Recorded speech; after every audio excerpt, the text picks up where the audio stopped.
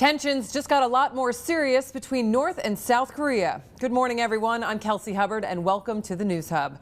North Korea announcing plans to restart its only nuclear reactor to provide material for its weapons program and electricity. It's just the latest move that will add to the tensions driven by Pyongyang's recent war rhetoric. Joining us this morning from Seoul, South Korea, is our bureau chief, Alistair Gale. Good morning, Alistair. How are you?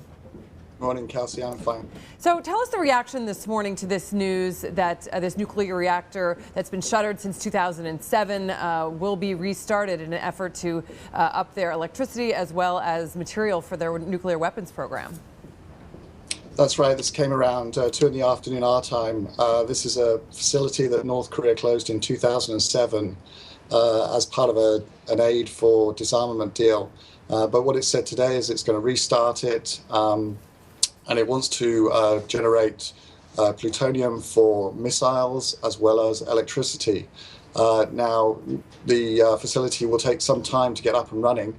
It's something that North Korea has alluded to in recent days when it said that its nuclear weapons program is now non-negotiable, and it wants to increase it and to work on the type of nuclear weapons it has. So it's not entirely unexpected, but it's another ratcheting up, as you say, of the rhetoric here from Pyongyang.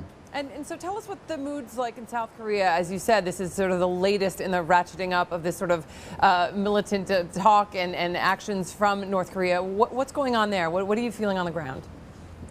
Sure. So, I mean, the foreign ministry here in Seoul has obviously said that it's not happy about it. It's called for North Korea to return to disarmament. That's something that North Korea has rejected, and it said it's now a full-blown weapon state and has no intention of negotiating away its missiles. In the region, China has called for calm. Japan has expressed concern. On the street here in Seoul, it's surprising to me that South Koreans are really not fazed by this kind of thing. They've seen this kind of rhetoric and these threats from North Korea over the last 50, 60 years. So they're used to this kind of cycle that we go through here, where North Korea looks to increase the pressure on the South and on the US to try and extend some kind of aid to it, to extend concessions. And the South Korean public is generally fairly immune to this kind of thing. So what do we know about how long it might take for this plant to get up and running, and where they are in developing and being able to get these materials? How long that might take?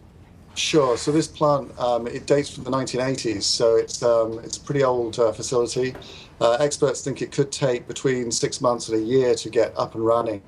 And then once it's going, assuming they can get it going, it will take a few years before they can actually produce fissile material that's needed for nuclear weapons from it. So this is a fairly, it's going to take a while for this to happen. And that's kind of generating this idea that perhaps North Korea isn't entirely serious about using this to generate fissile material. And perhaps it's just using it as another threat against the US and against South Korea in the hope that, where it's been ratcheting up the rhetoric over, possible attacks and whatever else. This is just another part of that scheme to see what it can do to generate fear, anxiety, and to bring the US to the bargaining table again. And how much patience do you think the South Korean leadership has with that kind of rhetoric and those kinds of grandstanding, if you will? If you said there's questions as to how much might be behind it, but how much patience do they really have for this type of thing? Well, as I say, I mean, the South Koreans have seen this so many times, and we have a new president here in Seoul. She has a kind of two-pronged approach to North Korea. She said that she will be tough against them in the case of provocations if the North does follow through on any of these threats. But at the same time, she wants to create a dialogue with the North. She wants to improve relations. So, we talked to officials today, and they said, the development today with the news about the reactor is just something that's obviously very disappointing for them, and they hope that the North will change its mind. But it's really just a waiting game for the South. They're hoping that the rhetoric will come down, that the North will kind of rein itself in a bit, and then they can start dialogue and try and improve relations. Of course, that may take some time. Yeah, it may take some time indeed. Alistair, thank you so much for joining us this morning. Sure, thank you. And of course, everybody can continue to follow these developments throughout the day on WSJ.com.